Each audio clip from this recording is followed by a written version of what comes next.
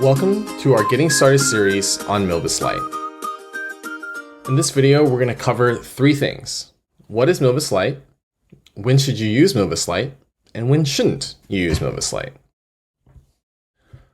Milvus Lite is the embedded version of Milvus, the distributed vector database.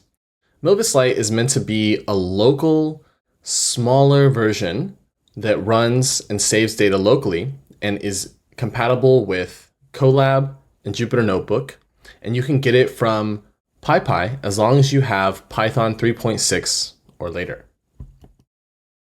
Milvus Lite is meant for local builds, quick prototypes with small amounts of data. When you start scaling and you're ready to move into maybe user-facing production, you should look at using Milvus, either Milvus Standalone, Milvus with Docker Cluster, or Zill's Cloud. Next time, we'll cover how you can start Milvus Lite and get started right away. Let's start Milvus Lite in 3 steps. We're going to download it, then we're going to start the server, and then we're going to create a connection. So you can download Milvus Lite from pip using pip install, and this time we're also going to download PyMilvus, which is our Python SDK. Then we import default server from Milvus, and we call the start function to start our default server. Once our default server is up, we import our connections module from PyMilvus and we connect to the local host and the port that the default server is sitting on. Now, let's take a look at this code in action. The first thing I'm going to do is I'm going to call this function to pip install Milvus and PyMilvus. Now, I already have these installed, so you'll see this requirement has already been satisfied. Now we import default server from Milvus and we call start on the default server. Usually the default server for Milvus Lite takes somewhere between 5 to 15 seconds to start. So we can kind of expect this to finish out around the 10-second mark. Then we go and import connections from PyMilvus and we connect to the local host and the port that default server is open on. Next time, we'll look at preparing a Milvus collection. Let's prepare a Milvus collection for use. We're going to do this in 4 steps. We're going to create a schema, then we're going to create the collection, then we're going to define index parameters, and then we're going to load the collection for use. Step 1, let's take a look at what it looks like to create a schema. So this looks pretty complicated, but don't worry, we're going to step through it one by one, and then we'll cover them in more detail in the next couple slides. So from PyMilvus, we're going to import 3 things. We're going to get the field schema, the collection schema, and data types. And then we're going to define this parameter called dimensions. Don't worry too much about this right now. We're going to use 384 dimensions because that's the number of dimensions that this embedding model that we are using comes with. So then we define the fields in our schema. So we have 2 fields in this example. So one is the ID and the other is the embedding. These 2 fields are required for every schema. Then when we create our collection schema, we set the fields equal to the fields and we call this parameter enable dynamic field and we set it to true. And what this does is this allows us to insert data into Milvus as if we were working with a NoSQL database and can simply define fields on the fly. Now let's look at what some of these things mean. So vector dimensions, 384 dimensions, simply means that we have a list of 384 numbers. Now let's look at the 4 parameters in field schema. So let's look at ID. So ID has a name, a D type, the parameter is primary, and the parameter auto ID. So name and D type are mandatory for every field schema object, and is primary and auto ID are exclusive to the ID. So is primary says this is the ID key, this is our primary key, and auto ID says, okay, if this is our primary key, we're going to automatically create this ID and we don't want to define that. So you can let Milvus create the ID for you using auto ID equals true. Now let's create a collection. So we're going to import collection from PyMilvus, and then we're going to say collection equals, and we're going to give it a name and the schema that we just made. And then we're going to define some index parameters. Now, if this also looks complicated, don't worry, we're going to cover this in more detail in the next few slides. And there's also a set of videos that we've created around this that will go even deeper than we're going to go just in a few seconds. So first, what we're doing here is we're defining the set of index parameters, which is a dictionary that includes index type, in which we pass an index type, in this example, IVF flat. And then a metric type, in this example, L2. And then a number of parameters. And so in this example, we have the parameter enlist, which is a parameter that is exclusive to IVF. And then in this case, it's saying 128, and this is a hyperparameter that I will explain later. IVF is one index type that clusters your data. HNSW is another index type that creates a layered graph. And PQ is something called product quantization, which essentially makes your data smaller by bucketing it into, let's say if you have floats, it would bucket it into maybe integers. And then there's also some metric types. And so there's 3 metric types for dense vectors that Zillow supports or Milvus supports.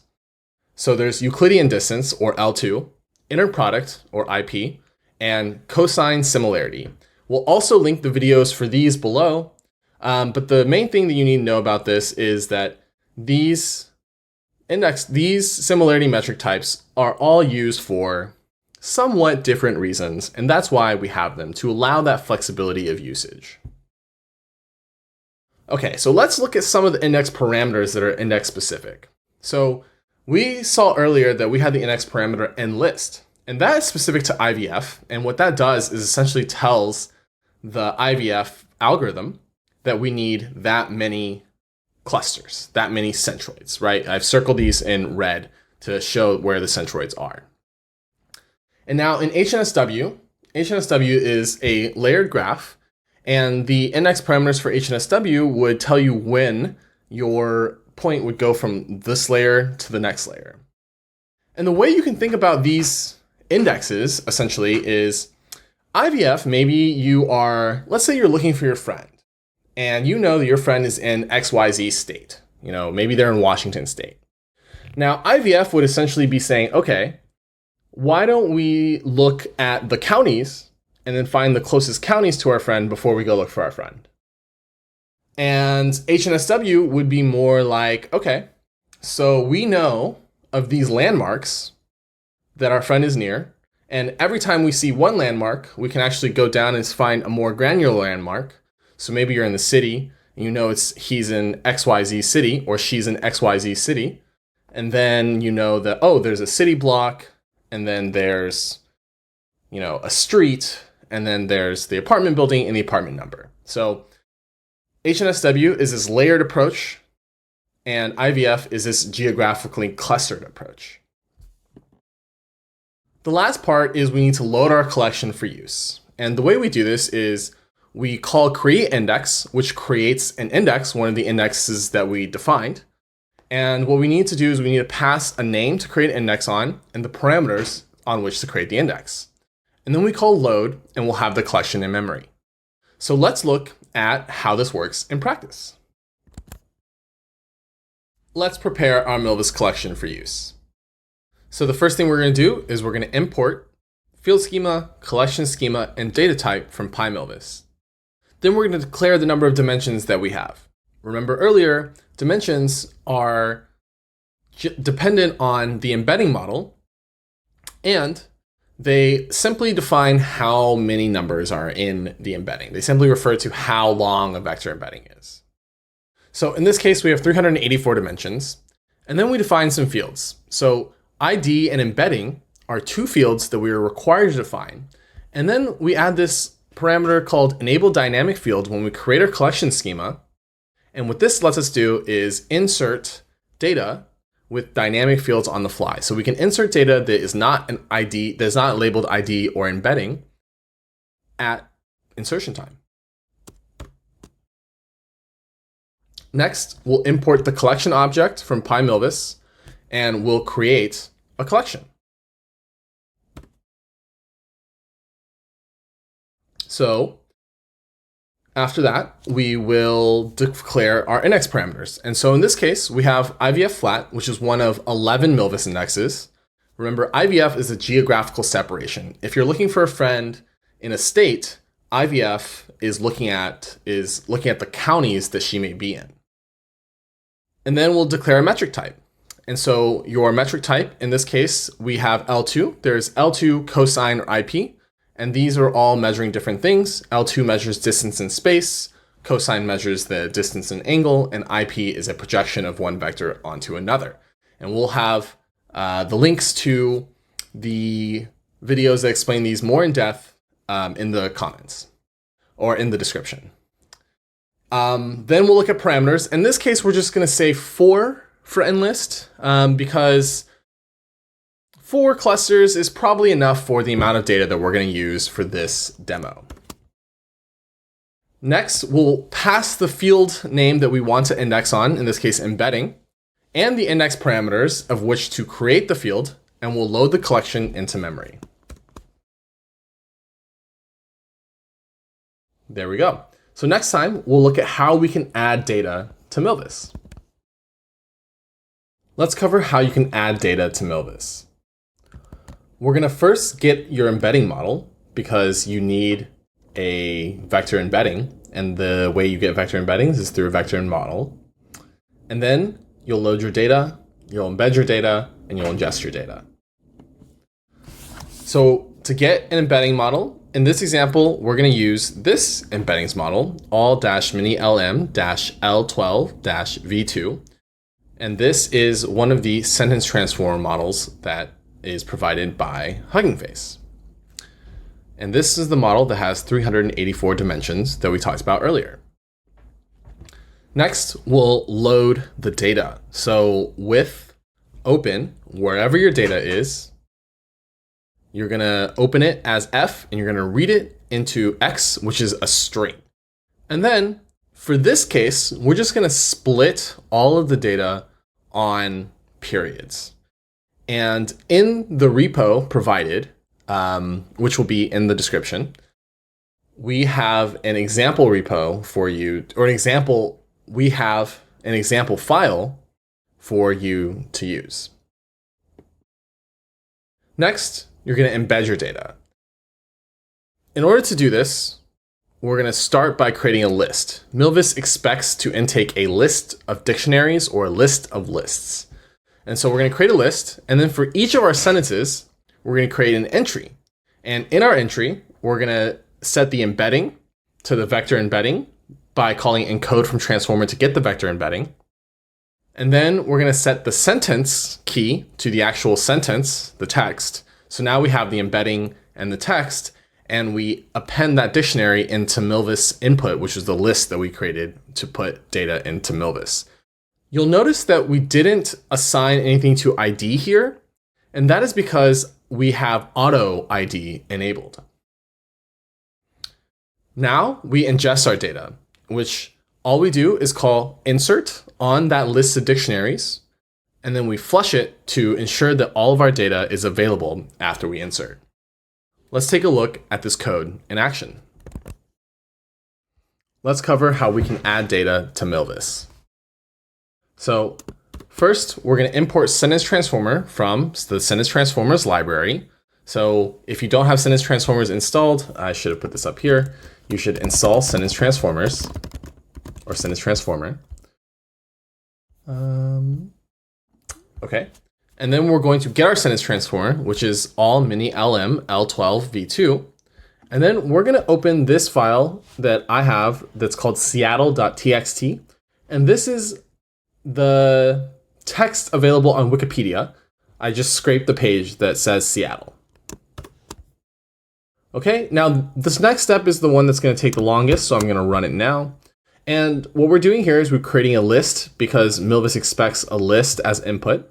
And then inside this list, we're putting in a dictionary. And in this dictionary, we're giving Milvus the embedding, which we're getting from the transformer, and the sentence, which we already have. And we just append this dictionary to the list for all the sentences. Next, we insert this list, which in this case, there are 568 inserts. And then we call flush in order to make the list available after insertion. Next time, we will cover reading data from Milvus. We're going to read data from Milvus in 3 steps. First, you're going to embed your query data. Then you're going to define your search parameters, and then you're going to read your results. So, embedding your query data is the same as embedding your input data. You take your query, and in this case, I'm asking where is the tallest point in Seattle, and we create an embedding, which all we do is we call the encode function on our query. Next, we're going to define our search parameters. So we're going to call search, and we're going to pass in the data, in this case, we're going to pass in a list of the embedding, a list of embeddings. And then we're going to give it the approximate nearest neighbors field, which is embeddings. This is what we created our index on. And then we're going to give it some parameters for the index search, right? So we're going to use the L2 metric, Euclidean metric, because this is the same metric that we used when we created our index. And then we're going to give it a parameter exclusive to IVF called nprobe. This is how many centroids Milvus will look at before returning results. And in this case, we'll give it 2. And then we will limit our output to 3 results. Later on, in an advanced series, we'll cover another way to get a type of search which will give you results within a certain range that we call range search. And then we put output fields here. And in this case, we're just going to look at the sentence. So this part is very specific to your search or your collection parameters that you made before. So be very careful and be very specific when you use this part. The rest of it, you can kind of just copy and paste. Okay, once we have these, we just need to read our results. And so the way that we read our results is we first look through our results and we enumerate it so we know which result we're at. And in this case, we're just going to look through all of the hits, the entities, the entries in the hits of the results. These are the results returned. And we'll find hit.entity and we'll get the key sentence. Okay, so let's look at this code in action. All right, let's cover how you can read data from Milvus. So we're going to query, where is the tallest point in Seattle? Actually, it makes more sense probably to say the tallest point in Seattle because we are doing semantic similarity. This is not a RAG app. Now we're going to do a search. And so we'll call data, we'll give it data and we'll give it the list of embeddings, which is just 1. And then we'll give it the field that we're searching on, which is embedding, and the metric type and the parameters for probing IVF or for searching IVF. We're only going to look at we're only going to look at 2 clusters, and we're going to limit to the top 3 results, and we're only going to get the sentence back.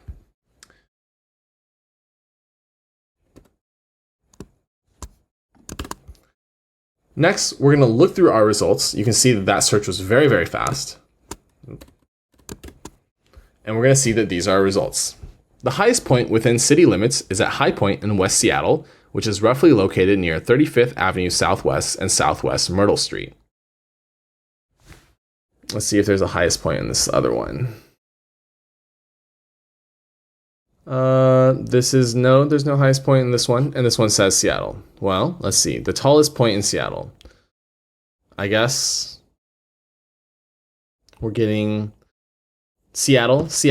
So these are the semantic similarities that are encoded into the embedding model. So now let's look at what deleting data from Milvus looks like. Let's delete data from Milvus. Deleting data from Milvus is just going to be done in 1 step. 1. Okay, all we do is we define the expression that we're going to use to delete through Milvus, and then we're going to call delete and pass it the expression. And the expression that we're going to give it in this example is we're going to give it ID equals some sort of item ID, which we saw in our last video when we read the data back from Milvus. All right, let's look at this code in action. Okay, so let's delete our data from Milvus. So let's copy this ID and we'll make this expression, ID equals that ID, and then we'll delete the expression. And now what I'm going to do here is I'm going to just call the results, which is the exact same search we did earlier. This is the exact same search. And then we're going to look at the results here. And we'll see that the ID is gone and that our second result is now our first result. In our next video, we're going to cover some utilities in Milvus as well as best practices. Let's take a look at 3 collection utilities where we're going to check for a collection, we're going to see all the collections, and we're going to drop a collection. And then we'll also take a look at one of the best practices with Milvus Lite, which is stopping the server and cleaning it up at the end. So the first thing we're going to do is we're actually going to import utility, and then we're going to go through the rest of them, right? So all we do is pymilvus import utility from pymilvus import utility. Now we're going to check for a collection by calling has collection and passing the collection name. We can also list all of the collections by calling utility.listCollections. And then we can drop the collections by calling drop collection and passing it the name. Finally, best practices: when you're done using Milvus Lite, stop the server and call cleanout. All right, let's take a look at what this code looks like in action. All right, let's look at our utilities. So first we're going to import utility, then we're going to see if it has a collection called collection name. It doesn't. Well, what collections does it have? There's one called example name. So we're going to drop example name, and just to show what this looks like, we'll just see if it still has collections.example name.